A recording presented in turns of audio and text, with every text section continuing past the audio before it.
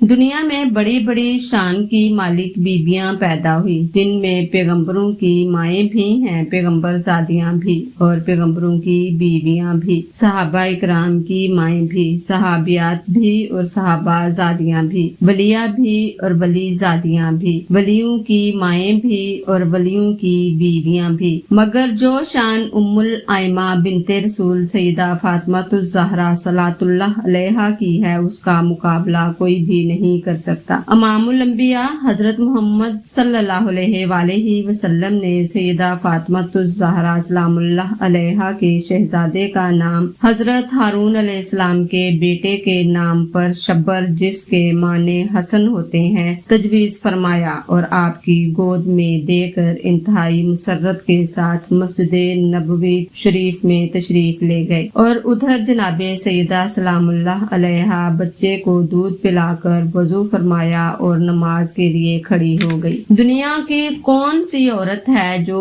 اس شان کی مالک ہو کہ ادھر بچہ جنا اور ادھر نماز پڑھنا شروع کر دے؟ جناب اسماء بنت امیس رضی اللہ عنہا نے جناب سیدہ فاطمہ الزہرا سلام اللہ علیہا کو نماز پڑھتے دیکھا تو حیران ہو کر سرکار دو عالم صلی اللہ علیہ وآلہ وسلم کی بارگاہ اقدس میں تمام ماجرا بیان کیا۔ آپ صلی اللہ علیہ وآلہ وسلم نے فرمایا، ہم جانتے ہیں کہ ہماری بیٹی طیبہ، طاہرہ اور مطہرہ ہے اور عورتوں کے حیض و نفاس سے پاک ہے، اور فرمایا ہماری بیٹی بتول ہے، دنیا میں انسانی حور۔ بتول کہتے ہی اسے ہیں جس نے عورتوں کے ان امراض کو دیکھا ہی نہ ہو۔ سبحان اللہ، یہ ہے بنت محمد فاطمہ الزہرا سلام اللہ علیہا کی شان۔ جناب سیدہ فاطمہ الزہرا سلام اللہ علیہا بھی بتول ہیں اور جناب مریم سلام اللہ علیہا بھی بتول ہیں۔ جناب مریم بڑی شان والی ہیں، ہم موازنہ نہیں کریں گے، مگر آپ کا شوہر نہیں ہے اس لیے بتول ہیں۔ ادھر جناب فاطمہ الزہرا سلام اللہ علیہا کا شوہر بھی ہے اور آپ بتول بھی ہیں۔ جناب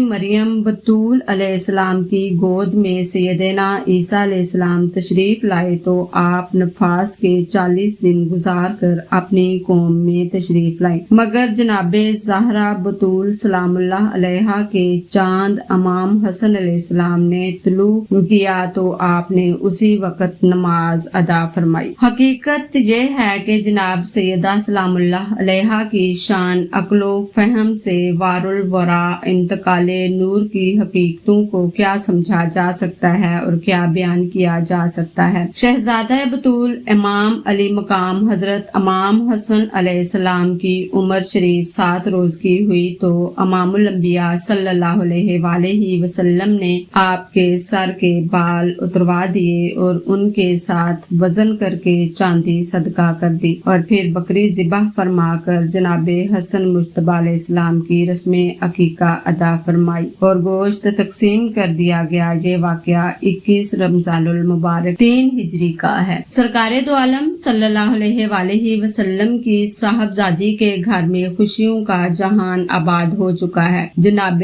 حیدر کرار علیہ السلام بھی بیٹے کے ساتھ بے حد محبت کرتے ہیں۔ امام الانبیاء صلی اللہ علیہ وآلہ وسلم بھی حسب معمول روزانہ بیٹی کے گھر تشریف لاتے ہیں، ننھے شہزادے کو گود میں لے کر پیار کرتے ہیں، اور اپنی اولاد سے کون محبت نہیں کرتا۔ جناب فاطمہ الزہرا سلام اللہ علیہا عبادت و ریاضت میں بھی مشغول رہتی ہیں، گھر کا کام کاج بھی کرتی ہیں اور صاحبزادے کی بھی پرورش فرما رہی ہیں۔ تمام کام خوش اسلوبی سے پورے ہو رہے ہیں، گھر میں فقر و فاقہ کے حالات بس دستور ہیں۔ جناب حیدر کرار علیہ السلام کی مشقت کا بھی وہی عالم ہے، جناب سیدہ فاطمہ الزہرا سلام اللہ علیہا کی محنت و مشقت کا بھی وہی عالم ہے۔ جناب سیدہ فاطمہ الزہرا سلام اللہ علیہا کی محنت و مشقت میں کوئی کمی نہیں آئی۔ آپ نے اپنے شہزادہ کو گود میں اٹھایا ہوتا اور چکی بھی پیس رہی ہوتی، اور بالعموم آپ کو گھر کا سارا کام کاج بچے کو سینے سے لگا کر ہی نپٹانا پڑتا۔ بہرحال آپ کا دل بہلا ہوا ہے، شکوہ شکایت تو آپ کی زبان